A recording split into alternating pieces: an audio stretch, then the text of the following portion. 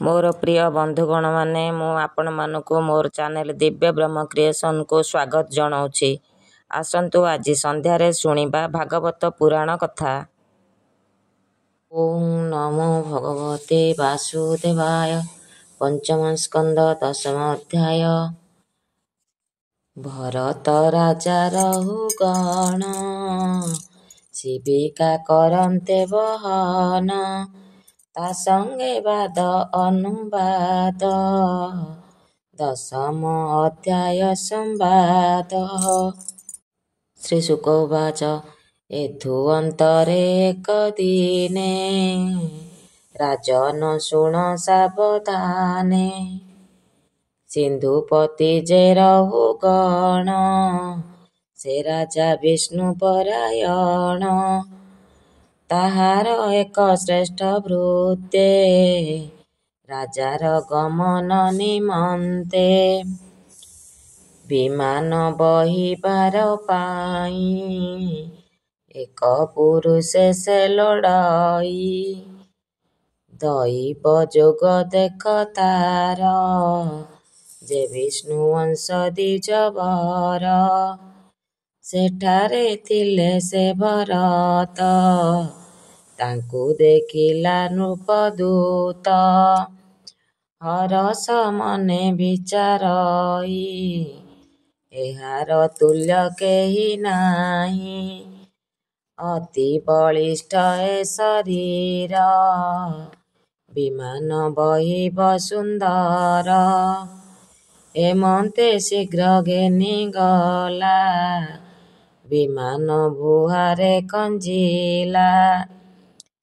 ତହିଁ ନିଯୁକ୍ତ ନର ସଙ୍ଗେ ବିମାନ ବହିଲେ ସେ ରଙ୍ଗେ। ସାକ୍ଷାତ ବିଷ୍ଣୁ ଭକ୍ତ ସେହି ପର ଅଧୀନ ପ୍ରାୟ ହୋଇ। ସେ ଯେ ପରମ ଭାଗବତ ଏ କର୍ମ ତାର ଅନୁଚିତ। ବିମାନ ବହି ନ ଜାଣଇ ବିଷମ ଭାବେ ସେ ବଳଇ। କ୍ଷୁଦ୍ର ଜୀବଙ୍କ ମୃତ୍ୟୁ ଭୟେ ପାଦ ନ କ୍ଷେପନ୍ତି ନିର୍ଭୟେ। ତେଣୁ ବିଷମ ଗତି ହୋଇ ରାଜା ଦେହରେ କଷ୍ଟ ପାଇ। ବିମାନ ବୁହା ପୁରୁଷରେ ନୃପ କହଇ କୋପ ଭରେ। ବିଷମ ସମଭାବ ହୋଇ ବିମାନ ବହ କିସ ପାଇଁ। ରାଜା ବଚନ କୋପ ଭରେ ଶୁଣି କମ୍ପନ୍ତି ତା କିଙ୍କରେ। ଅତ୍ୟନ୍ତ ଭୟଚିତ୍ତ ହୋଇ ଜଡ଼କୁ ଦେଲେ ସେ ଦେଖାଇ। ଭୋ ନାଥ ଆମ୍ଭ ଦୋଷ ନାହିଁ ଏ ଯେ ପୁରୁଷ ନ ଚଳଇ। ଏହାର ବକ୍ର ଗତି ପାଇଁ ବିମାନ ବକ୍ର ଭାବ ହୋଇ। ଭୋ ନାଥ ଶୁଣ ସାବଧାନେ ପୁଣି ଚଳଇ ବିଷମେ। ଏହାର ସଙ୍ଗତେ ରାଜନ ବହି ନ ପାରିବୁ ବିମାନ। ଏମନ୍ତେ ଭୃତ୍ୟ ବାକ୍ୟ ଶୁଣି ସେ ଯେ ରାଜନ ଶିରୋମଣି। ଏହାଙ୍କୁ ସଂସର୍ଗ ଦୋଷରେ କିମ୍ପା ଦଣ୍ଡିବା ଅବିଚାରେ। ରାଜା ସ୍ୱଭାବେ ସାଧୁ ହୋଇ ରଜୋଗୁଣରୁ କ୍ରୋଧ ବହି। ବିଷ୍ଣୁ ଭକତ ନୃପବର ଭରତେ ବୋଲନ୍ତି ଉତ୍ତର। ପୁଷ୍ଟ ପୃଥୁଳତ ଶରୀର କଠିନ ପିନ ଗ୍ରୀବା ତୋର। ସ୍ଥଗିତେ ଚଳୁ କି କାରଣ ଏ ତୋର ଦେହ ନିଷ୍କାରଣ,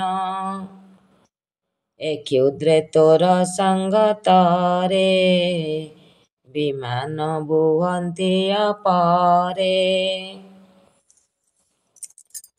ବ୍ୟର୍ଥ ତୋହର କଳେବର, ମିଥ୍ୟାରେ ବହୁତ ଶରୀର। ଏମନ୍ତେ ଶୁଣ ପରୀକ୍ଷିତ, ସେ ଯେ ବ୍ରାହ୍ମଣ ବିଷ୍ଣୁ ଭକ୍ତ। ଏମନ୍ତ ବଚନେ ମଉନ, ସ୍ୱଭାବେ ବହନ୍ତି ବିମାନ। ପୁଣି ବିମାନ ବକ୍ର ହେଲା, ସେ ରାଜା ଅତି କୋପ କଲା। ରାଜା ଉବାଚ ଆରେ ପାମର ମୂଢ଼ ଚିତ୍ତ, ଜୀବନ ଥାଉ ତୁହି ମୃତ। ପ୍ରମତ୍ତ ଭାବକୁ ତୁ ଧରୁ, ଆଜ୍ଞା ଅବଜ୍ଞା ମୋର କରୁ। ଯମର ପ୍ରାୟ ମୁଁ ଅଟଇ, ଦୁଷ୍ଟଙ୍କ ଦର୍ପ ବିନାଶଇ। ତୋହର ମତ ଭାବ ମୁହିଁ, ଆଜହୁଁ ଦୂର କରିବଇ। ଏମନ୍ତେ ଅତି ନିନ୍ଦାମାନ, ବହୁତ କଲା ସେ ରାଜନ। ରଜୋଗୁଣରୁ ତମ ତାର, ତମୋ ଗୁଣରୁ ଅହଙ୍କାର। ସେ ଯେ ବ୍ରାହ୍ମଣର କୁମାର, ସକଳ ଭୂତେ ଦୟାପର। ଈଷତ ହାସ୍ୟ ବଦଳରେ, ବଚନ କହନ୍ତି ରାଜାରେ। ବ୍ରାହ୍ମଣ ଉବାଚ ହେ ବୀର ଭାର ନାମ କେହି, ଭାର ବହି ଅବା କେହି। ଭୋ ନୃପ ଶୁଣ ସାବଧାନେ, ତୁମ୍ଭେ ଯା କହିଲ ବଚନେ। ଗମନ କରି ନ ପାରଇ, ଅତି ସ୍ଥୂଳ ମୋର ଦେହି। ଜୀବନ ମୃତ ଯେ ବୋଲଇ, ଏକଥା ସତ୍ୟଟି କହିଲ। ଯେ ସ୍ଥୂଳ କୃଶ ଆଦି ବ୍ୟାଧି, କ୍ଷୁଧା ପିପାସା ଭୟ ଆଦି।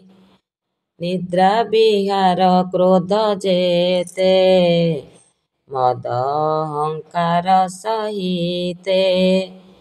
ଯା ଦେହେ ଅଭିମାନ ଥାଇ, ତାହାର ତହିଁ ଏତେ ଥାଇ। ମୋହ ଦେହରେ ଏତେ କାହିଁ, ଏଣୁ ଜୀବନ ମୃତ ମୁହିଁ। ବିଶେଷେ କହିଲି ରାଜନ, ବ୍ରହ୍ମ ବିଚାରେ ଏ ବଚନ। କେ ଅବା କାହାରେ ବହଇ, ଏମନ୍ତ ମୁହିଁ ନ ଦେଖଇ। କେ ବା ଈଶ୍ୱର କେ କିଙ୍କର, ଏମନ୍ତ ନ ଦେଖି ଅପର। ତୁମ୍ଭେ ଆମ୍ଭରେ ବଚନ, କେମନ୍ତେ କହିଲ ରାଜନ। ଆମ୍ଭେ କି କରିବୁ ତୁମ୍ଭରେ, ସ୍ୱଭାବେ ଜଡ଼ ଶରୀରେ। ପ୍ରମତ୍ତ ଜଡ଼ ଭାବେ ମୁହିଁ, ବିମାନ କେବେ ବହି ନାହିଁ। ଶ୍ରୀ ଶୁକ ଉବାଚ ଶୁଣ ପରୀକ୍ଷ ନୃପବର, ସେ ଯେ ବ୍ରାହ୍ମଣର କୁମାର। ସୁଶୀଳ ସାଧୁ ସମଚିତ, ବିଶେଷେ ବିଷ୍ଣୁର ଭକତ। ରାଜାର ବାକ୍ୟ ଅନୁସାରେ, ଏମନ୍ତ କହି ସେ ମଧୁରେ। ପ୍ରାରବ୍ଧ କର୍ମ କ୍ଷୟ ପାଇଁ, କୁଣି ରହନ୍ତି ତୁନି ହୋଇ। ଏମନ୍ତେ ଶୁଣ ନୃପବର, ବିଷୟ କର୍ମ କରି ଦୂର।